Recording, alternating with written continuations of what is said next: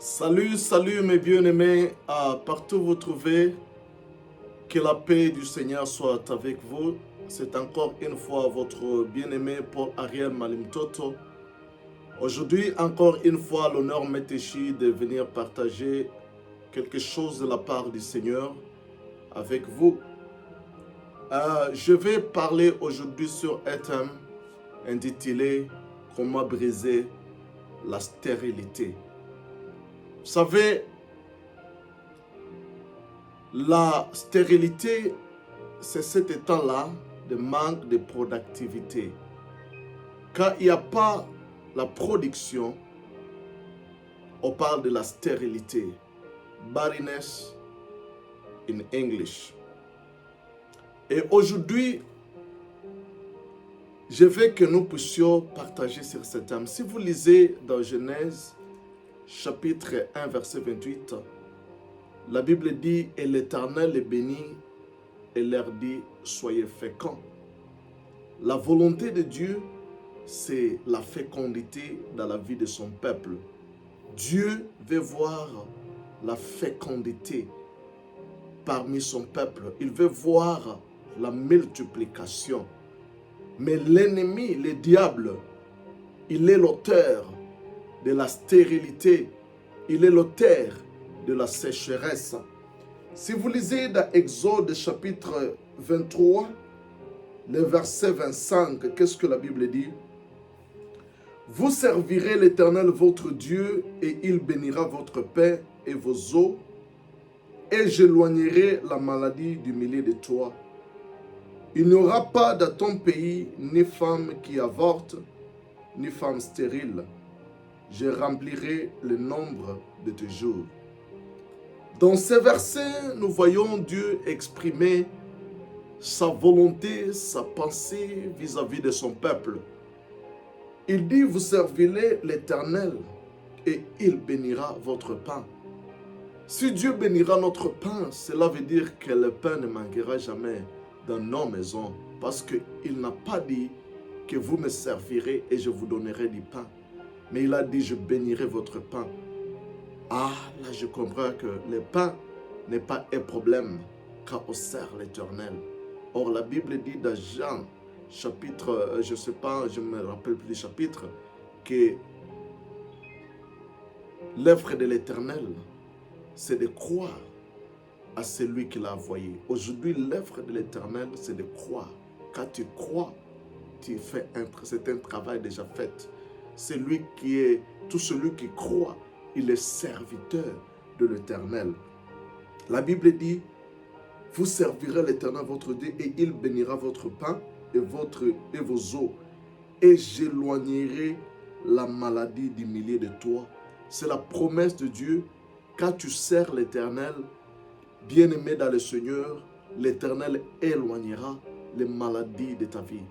Moi, je me demande, je me suis rappelé il n'y a pas longtemps, que ça fait presque 20 ans, presque 22 ans, je suis déjà allé à l'hôpital, je passe une seule fois.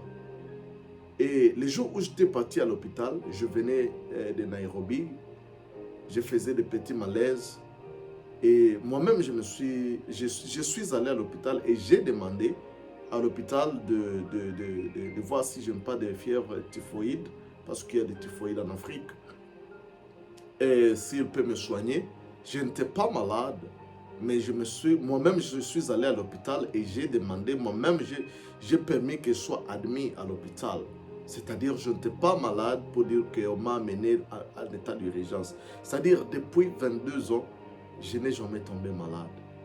Je n'ai jamais tombé malade parce que je sers l'Éternel et je sais que c'est mon droit dans l'alliance. C'est l'alliance parce que l'alliance, c'est ce que Dieu a dit.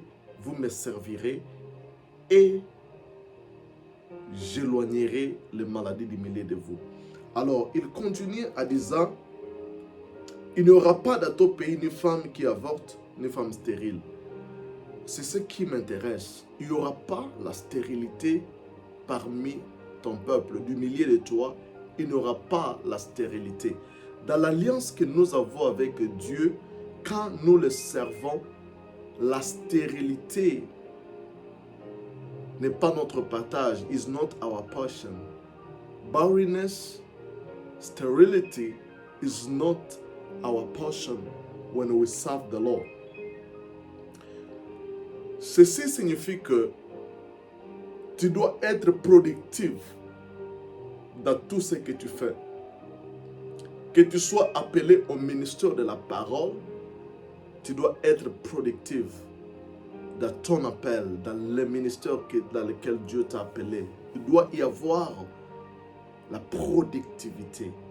Tu dois produire des fruits, que ce soit dans tes relations, que ce soit dans tes études. Il doit y avoir la production. Si tu es un homme d'affaires, tu es une femme d'affaires, il doit y avoir la production. Que ce soit dans tes relations, dans ton mariage, il doit y avoir la production. Dans chaque domaine de ta vie, l'Éternel dit qu'il n'y aura pas la stérilité. Il y aura la fécondité. Il y aura la multiplication. Voilà la volonté de Dieu concernant ta vie. Mais quelque chose qui m'attire et qui attire mon attention, Dieu a fait cette promesse au peuple d'Israël, et ce Dieu, on l'appelle le Dieu d'Abraham, le Dieu d'Isaac et le Dieu de Jacob. Curieusement, la femme d'Abraham était stérile. La femme de Jacob, et non, d'Isaac était stérile, et la femme de Jacob aussi. Tous étaient stériles.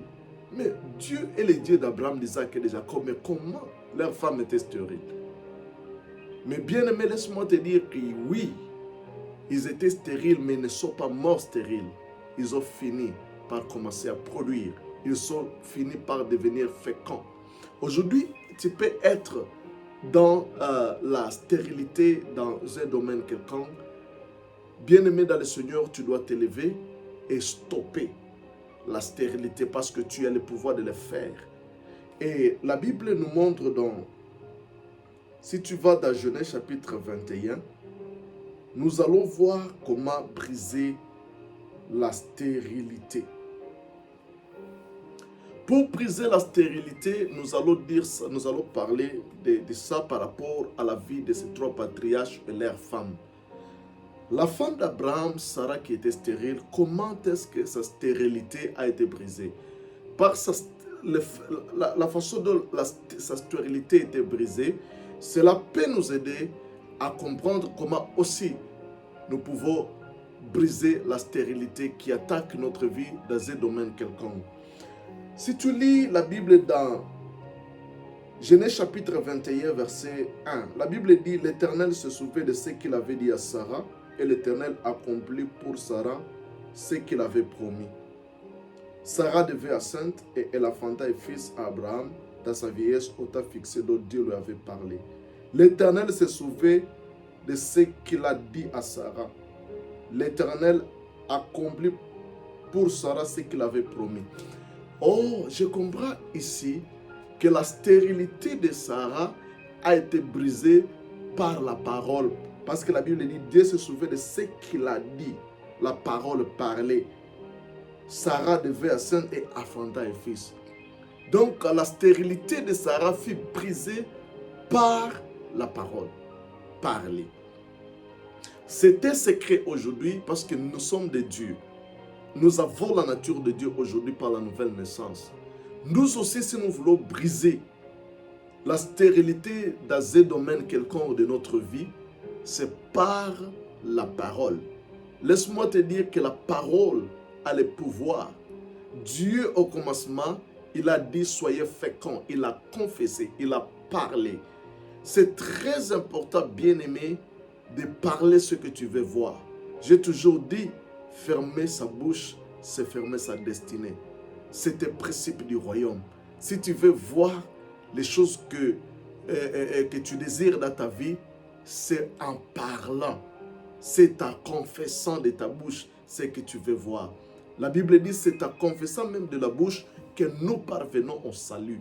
pour que tu puisses voir le changement dans ta vie, pour que tu puisses changer la cour des choses dans ta vie, pour que tu puisses créer le monde que tu veux, pour que tu puisses voir les choses que tu désires voir dans ta vie. C'est par la parole, c'est par la confession. Et sans cet principe, même pour faire fonctionner la foi. La Bible dit dans Marc chapitre 11, versets 22 à 24, Jésus dira ceci: ayez foi en Dieu. Si tu dis à cette montagne, si tu parles à la montagne,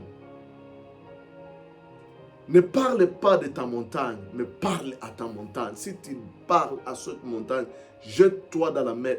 Il te sera fait selon ce que tu as dit, selon ce que tu as parlé, selon ce que tu as dit, la confession.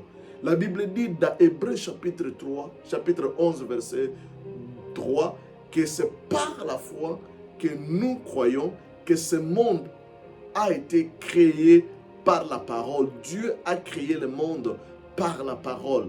Et au commencement, nous voyons que la Bible dit Dieu dit et Dieu vit. Dieu dit et Dieu vit. Dieu dit et Dieu vit. Ce que Dieu a dit, c'est ce qu'il a vu. La confession est très très important. Abraham, lui aussi, ne pouvait pas avoir les enfants jusqu'à ce qu'il change son nom et qu'il commence à s'appeler ce que lui désire être. Son nom s'appelait Abraham, qui veut dire Père honoré, Père respecté, mais Dieu a changé son nom à Abraham, Père de la multitude. Et tous les jours, il est allé chez les gens et il a dit: mon nom n'est plus Abraham, Père respecté, mais aujourd'hui je suis Abraham, c'est-à-dire Père de la multitude. Donc il a confessé ce qu'il désirait être. Il a dit: mon nom c'est Abraham. Mon nom c'est le Père de la multitude. Et tout le monde, quand il appelait Père de la multitude, Père de la multitude. En confessant cela, Abraham n'a pas fait longtemps, c'était seulement une année, et Abraham avait eu son enfant, qu'il avait attendu pendant 25 ans. Bien-aimé dans le Seigneur, c'est ta confession. Si tu veux voir les choses, les changements dans ta vie, apprends à confesser la parole de Dieu. La Bible dit même dans Josué chapitre 1, verset 8, qu'est-ce que la Bible dit?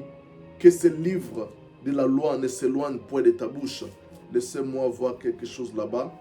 Que ce livre de la loi ne s'éloigne point de ta bouche. Médite-les jour et nuit. C'est un verset que j'aime et que je peux même lire ça, même penser. Que ce livre de la loi ne s'éloigne point de ta bouche. Médite-les jour et nuit pour agir fidèlement selon tout ce qui est écrit. C'est alors que tu auras du succès dans tes entreprises. C'est alors que tu réussiras. Que la Bible dit que le livre de la loi ne s'éloigne. Le livre de la loi, c'est la parole. Que la parole ne s'éloigne point de ta bouche. Médite-les jour et nuit. Mais elle doit être dans ta bouche. La Bible dit que étant dans ta bouche, c'est alors que tu réussiras. C'est alors que tu auras du succès. Qu'est-ce que la Bible dit dans Job chapitre, Psaume, dans le livre de Psaume chapitre 32, il y a quelque chose de très important là-bas, Psaume chapitre 32, 32 troisième verset, il dit: tant que je me suis dit, mes os se consumaient. Tant que je me suis dit, tant que je n'ouvrais pas ma bouche, ma vie était consumée, ma vie était détruite. Tant que je me suis dit, quand tu t'éteins, tu fermes ton avenir. Quand Jésus avait fermé la bouche, il a été immolé comme un agneau destiné à la boucherie. Bien-aimé dans le Seigneur, ta victoire est dans ta bouche. Si Bartimée n'avait pas ouvert sa bouche, il pouvait mourir aveugle. Mais bien-aimé dans le Seigneur, la Bible dit qu'il a ouvert sa bouche et il a déterminé la destinée de sa vie. Laisse-moi te lire aussi dans Job chapitre 22, verset 29. Qu'est-ce que la Bible dit là-bas? Vienne l'humiliation, tu prieras pour ton relèvement. Dieu secourt celui dont le regard est abattu. La Bible dit, tu prieras le relèvement, tu déclareras le relèvement dans le livre d'anglais. Alors ça, c'est la première des choses. Pour que la stérilité soit brisée dans ta vie, tu dois confesser la parole, tu dois parler la parole, tu dois parler ce que tu veux voir dans ta vie. Et la deuxième des choses pour que la stérilité soit brisée dans ta vie, c'est ce que nous voyons dans Genèse chapitre 25, verset 21. Qu'est-ce que la Bible dit? Isaac implora l'Éternel pour sa femme car elle était stérile et l'Éternel l'exauça. Rebecca, sa femme, devait enceinte. Bien-aimé, ici nous voyons la stérilité de Rebecca. La Bible dit que la femme d'Isaac, et la Bible dit que Isaac implora l'Éternel. Isaac pria et l'Éternel l'exauça et Rebecca devint enceinte. Le deuxième principe, le deuxième moyen pour briser la stérilité, c'est la prière. Bien-aimé, la prière est la clé pour briser la stérilité. Souvenez-vous de Anne, qui était une femme stérile. Quand elle s'est fatiguée de la stérilité, elle est allée dans le temple. Elle a prié jusqu'à ce qu'elle a perdu même la voix. Ce n'était plus la bouche qui parlait, c'était le cœur qui parlait. Et le prophète viendra chez lui, le sacrificateur lui dire qu'il te soit fait selon les désirs de ton cœur.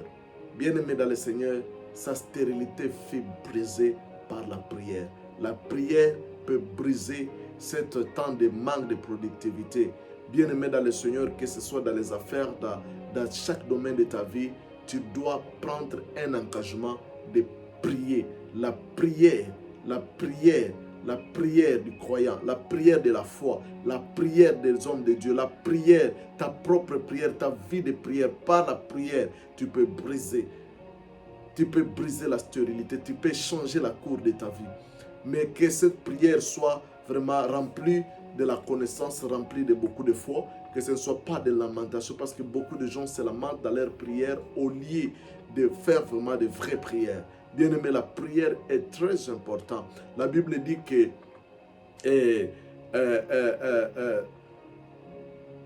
Paul et Silas, ils étaient dans la prison, mais ils priaient et louaient Dieu à haute voix. Et le lieu où ils étaient trembla et les portes de la prison s'ouvrirent. Bien-aimé dans le Seigneur, quelle que soit la prison où tu peux te retrouver, bien-aimé dans le Seigneur, la prière avec la louange, bien-aimé, c'est-à-dire avec les actions de grâce, bien-aimé, ça peut briser, ça peut changer la cour des choses. Troisièmement, pour briser la stérilité, nous voyons cela aussi dans Genèse chapitre 30. C'est très important. Genèse chapitre 30, versets 1 à 2. Genèse chapitre 30. La Bible dit, lorsque Rachel vit qu'elle ne donnait point, chapitre 30, verset 1, lorsque Rachel vit qu'elle ne donnait pas d'enfant à Jacob, elle porta avis à sa soeur et dit à Jacob, donne-moi des enfants ou je meurs. La colère de Jacob s'enflamma contre Rachel. Elle dit, suis-je à la place de Dieu qui t'a empêché d'être fécond? Ici, nous voyons que Rachel avait l'idée que c'est son mari qui peut lui donner la fécondité. Mais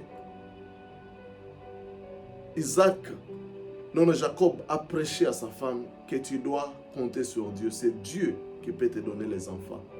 C'est-à-dire, quand elle avait la foi dans les hommes, la foi peut-être beaucoup de gens peuvent avoir la foi dans leur intelligence, la foi dans leur capacité, la foi dans leur gouvernement, la foi à leur père, à leur famille, à leur mari, à leur femme, pour vivre. Mais la Bible dit que cette femme, son mari l'a prêché en disant que this is a matter of God, this is a business of God. Ça, c'est l'affaire de Dieu. Je n'ai rien à faire dans cette histoire. Et au verset 22 de Genèse chapitre 30, elle a tourné les regards vers Dieu. Et la Bible dit au verset 22 que Dieu se souvint de Rachel, il l'exauça, il l'a rendue féconde. Dieu se souvint de Rachel. C'est-à-dire Rachel a tourné les regards vers Dieu après la prédication de son mari. C'est-à-dire elle a mis sa foi en Dieu. Elle a eu la foi en Dieu. C'est-à-dire Le troisième moyen pour briser la stérilité dans ta vie, c'est par la foi. Il te faut la foi à Dieu. La foi à Dieu brisera la stérilité de ta vie. Trois choses très importantes. La première des choses pour briser la stérilité, c'est par la parole. Tu dois confesser la parole. Le deuxième moyen, c'est par la prière. Et le troisième moyen, c'est par la foi. La foi est très importante. La foi, c'est un élément tellement important dans la vie chrétienne. Parce que la Bible dit ceci, que sans la foi, personne ne peut plaire à Dieu. Sans la foi, si tu pries et que tu n'as pas la foi, tu n'auras pas ce que tu demandes. La foi, c'est un moyen, c'est comme une main qui nous permet de prendre ce qui nous appartient en Dieu. La foi est très, très, très importante. Ayez foi à Dieu. Ayez foi à Dieu. Si tu confesses la parole par la foi, si tu pries par la foi, bien aimé, tous ces trois principes, la parole, la prière, doivent avoir comme soubassement la foi. Tu dois confesser la parole, tu dois prier selon la parole et tu dois avoir la foi dans ce que tu es en train de demander. Bien-aimé dans le Seigneur, la Bible dit, si tu demandes et si tu ne doutes pas, tu auras ce que tu demandes. Que Dieu t'aide et que Dieu te bénisse, bien-aimé dans le Seigneur. Lève-toi dans cette position, confesse la parole, prie et aie la foi à Dieu. Et tu verras les choses changer dans ta vie. Les choses ne resteront plus les mêmes qu'elles étaient.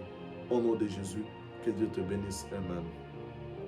Seigneur, je prie à ce que la grâce de Dieu soit sur ma soeur et mon frère. Donne à ces derniers qui viennent de m'écouter la capacité de marcher selon la parole, de confesser la parole. C'est cette année la vie de prière et la foi qui est basée à la parole de Dieu. Et que, Seigneur, la stérilité de leur vie soit brisée, que la fécondité soit leur partage. Au nom de Jésus. Amen. Merci.